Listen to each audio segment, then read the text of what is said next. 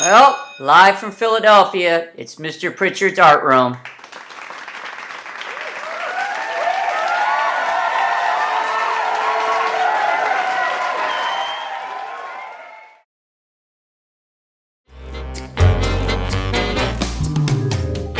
This spring, in a world between school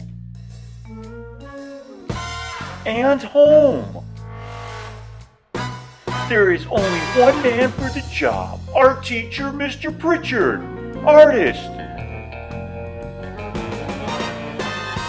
Musician. Art teacher. When homeschool comes a-calling, he'll be there to teach you art.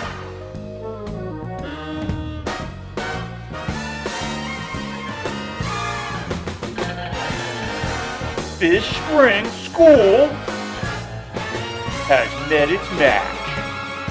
Homeschool art class. Welcome back to the art room. I'm your host and your teacher, Mr. Pritchard. Now, you're joining me live from my kitchen, and I hope everyone's well and safe. What's going on here? What the... No, why are we all black and white today? What's going on? I lost all my color. No, that's not it. Whoa. That's definitely something wrong. Whoa. That's definitely something wrong. Whoa. That's definitely something wrong. What? Now what? No, what? Almost. Well, there we are. We're back. What happened to my shirt? Well, let's get to work on some art.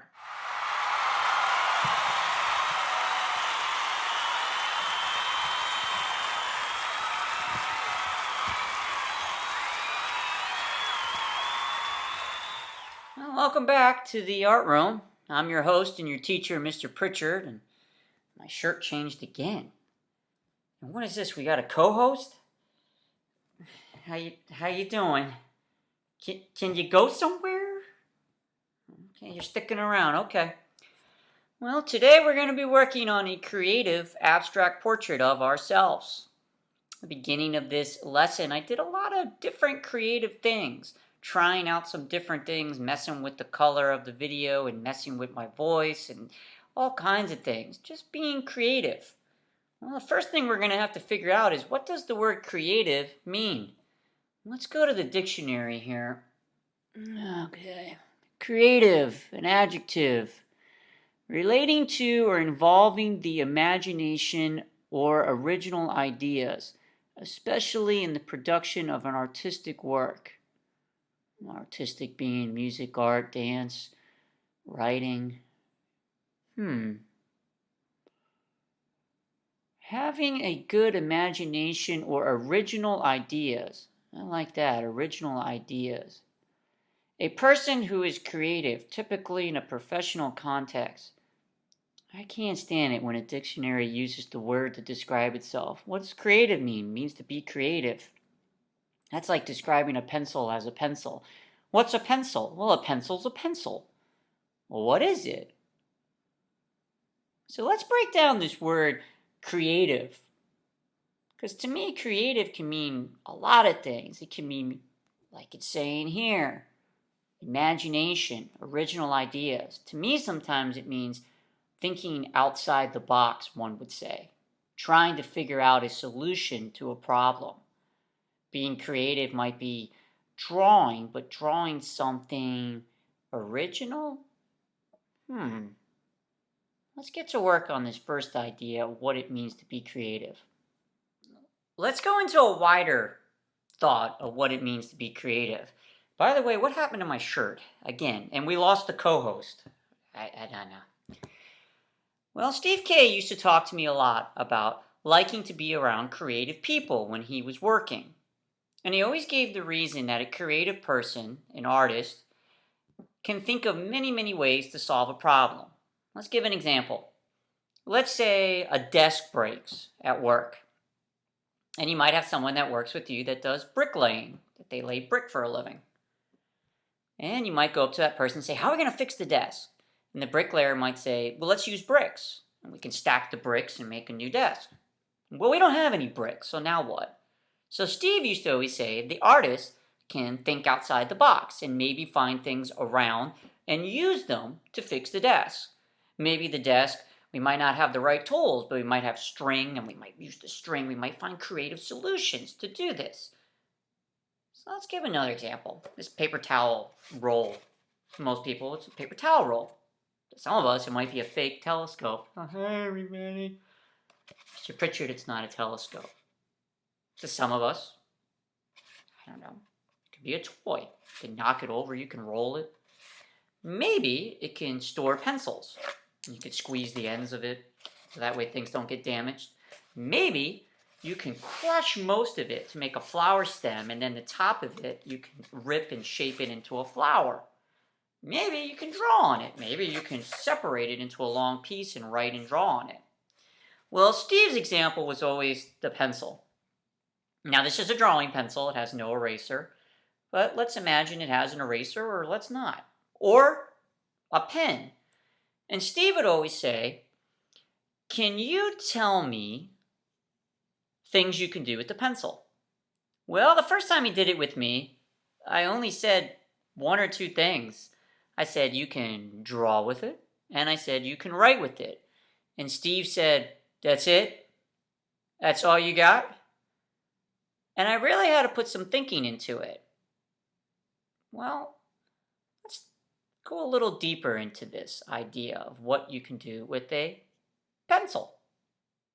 Mr. Pritchard, you can use a pencil for drawing, for writing, making designs. You know, those are the easy ones. But how about using them as little tiny drumsticks, those pencils? My favorite was a student that told me one time, you can repair glasses. The arm of the glasses break that go to the ear. You can attach a pencil to hold it there a little bit. How about a toy bridge, putting a whole bunch together? How about a tiny flagpole for a little tiny flag? Hey, we could put a bunch together to make a log cabin. My all-time favorite was a student that used a pencil to attach two little toy tires to make an axle for a toy car, and it actually worked. Two little tires actually spun around the pencil. We're breaking down the art history, and what happened to my shirt? Well, how did we? I don't know. So, today I picked a few artists that mostly work in assemblage, which is a three-dimensional collage. Now, the reason I picked them, because we're not going to be doing an assemblage today, we're going to be doing an abstract portrait of ourselves or someone else. Now, the reason I picked them is because they creatively make art a little differently. And the abstract portrait we're going to be making today is going to be a little different too. First though, let's get into the art history. And let me change this shirt. I don't know how this happened. Let's get into the art history. Our first artist is Betty Saar. Betty Saar has to be one of my favorite artists. This is an image inside of her studio full of objects that she most likely is using in her art, called assemblages. Assemblage is a three-dimensional collage. Here she's using objects such as a jewelry box, a clock, a photograph. This one contains elements of a paintings, too, and a photograph. This is our second artist, Joseph Cornell. Now remember, the artists we're studying this week do some interesting creative things in art. He also works in assemblage. His assemblage have different objects such as keys, dominoes, shells, photographs. Most of his artwork are made within a box, similar to almost like a shoebox. These birds inside of the box are similar to the style of art called agamorgraph. Depending where you are in the art, straight ahead might have the appearance of something, the right or the left might have the appearance of something. Now this artist really shows it. This is not Cornell. Yet from one angle, it looks like the cat and the dog are together, but from one angle, maybe the right side, is only the cat, the left is the dog. It's almost like the paper is folded like an accordion, and depending where you are in the artwork is how it's going to appear. Let's get back to the last Cornell object. Now this assemblage is different cut clocks and a bird made into an assemblage. This last image most likely is made by a student using paper towels and different things to simulate a Joseph Cornell assemblage box. So this week we're going to make a portrait. A portrait is an image of ourselves or someone else. Now this image is realistic, yet we're going to do an abstract portrait. Well, what's abstract? The simple way to put it is fake or make-believe. Some abstract portraits are done with interesting colors. Maybe the skin tones are purple grape. Maybe they're made from shapes, squiggly lines and designs. Some abstract portraits are done very quick and sloppy, which can lead to emotions. Emotions can also come from the different colors being used in the artwork.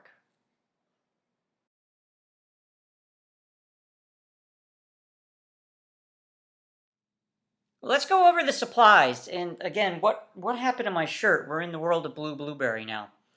I'm going to be using a pencil today to go with our idea before. And what can a pencil be used for? Well, I'm going to be using it for drawing. If you decide to use a pen, that's fine. Now here's where it gets interesting. The paper we're going to be drawing on is going to be very similar to the idea of the two assemblage artists. We're going to be using something found. Now the only difference is our artwork is 2D, flat. So I found something today I thought was interesting. I had pieces of an old book that was destroyed. And I'm going to draw directly on this. Now, you might be saying, Mr. Pritchard, I don't have an old book. That's fine, if you want. Piece of a magazine page. Try to find one with a lot of writing on it. Mr. Pritchard, I don't have a magazine at home. Well, how about coupon page? Mr. Pritchard, I don't have a coupon page. I got you. How about piece of the newspaper?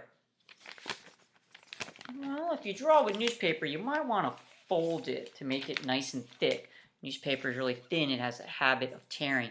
Mr. Pritchard, I don't have any of those things. I got you. Take a piece of blank paper and write random words on it. Don't worry about making sentences or a story. Just write random words. My first sentence says dog, moon, sun, dream. That don't make no sense. I just randomly were writing things. Sometimes I wrote the words really big. Sometimes I put them close together. Often I skipped. This is another way of getting around it. Mr. Pritchard, can I use a Braille piece of paper? Yeah. If you use a Braille piece of paper, I would recommend turning it over to do your drawing. That way, when you do your drawing, it'll push through. And once you turn it around, not only can you feel your drawing, but you'll feel the Braille dots.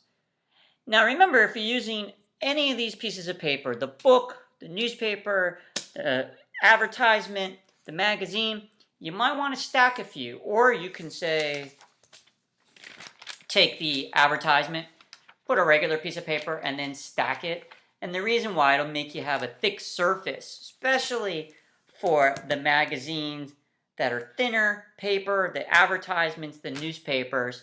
And that way, if you turn it over, you can feel your drawing, especially if you're working in pen. Well, wait a minute. Hold up there. I got one more suggestion. My shirt changed again. How about maybe even trying the agamoraph idea? Taking a piece of paper and folding it and making these creases going one way and then backwards. Got that accordion shape. It's another suggestion. There's quite a lot of suggestions you have here for your abstract portrait. Now I am doing a self-portrait. If you decide to do a self-portrait, or you can decide to do a portrait of someone made up or someone that you know, that's up to you. Now let's get started. Well, let's get started with our abstract portrait.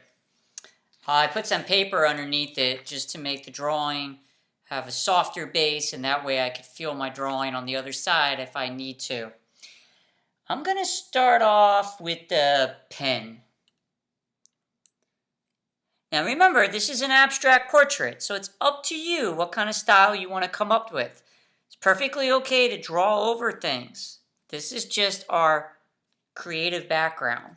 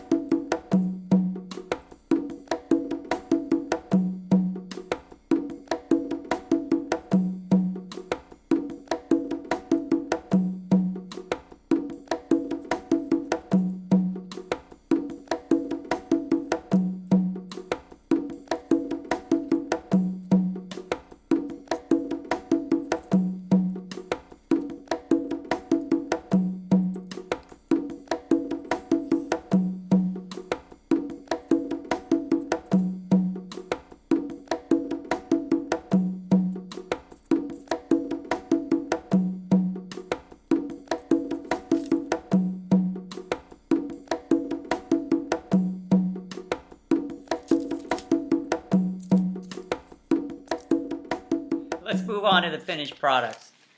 I did a whole bunch. I wanted to get an idea what it's like to work on these different surfaces that you might use at home. This is the advertisement for the newspaper. I did not like working on this, even with the paper underneath it to help, and yes, I can feel my drawings from behind. I just didn't like this surface. It was really thin, my pen went right through it. I didn't like the design either. I did random circles. I had a blue pen, blue blueberry. Then I moved on to a black pen and put some facial features. I don't like this one. I really thought I was going to like the magazine one. Maybe because it's really thick paper. I did not like this one. And it's kind of funny that this statue down here looks like it's picking my nose. It's a piece of wood with books on it. The other thing I didn't like about working on this surface is it took forever for the blue ink to dry, the blue blueberry, and my fingers were turning blue from touching it. This one I did really, really quick with squiggly lines and stuff, and I thought I was going to like this drawing, this quick. I don't like it. Now here's the interesting thing.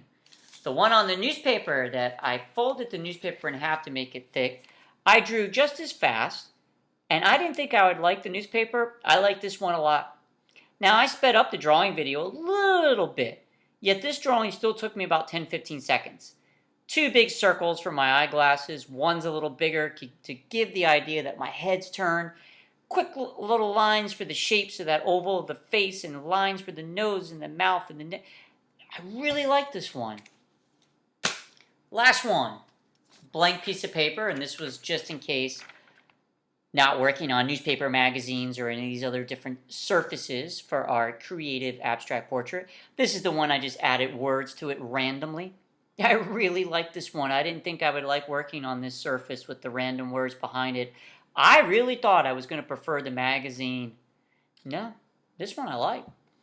I started off with rectangles and squares and then did facial features on top of that very quickly. Some of the rectangles I made darker to go around the face details. And then I circled some of the words in here that had meaning to me, such as moon, dream, guitars. I did one that took a little longer, too. This is with the book. This was a book that was being thrown away by a library because it was destroyed. And I took a few pages, glued them together, glued them that one can still flip them also. They're not permanently stuck all the way. This one's big enough it looks like a co-host. How you doing? Good, how are you doing? That's a good co-host. This one's made mostly out of lines and arrows.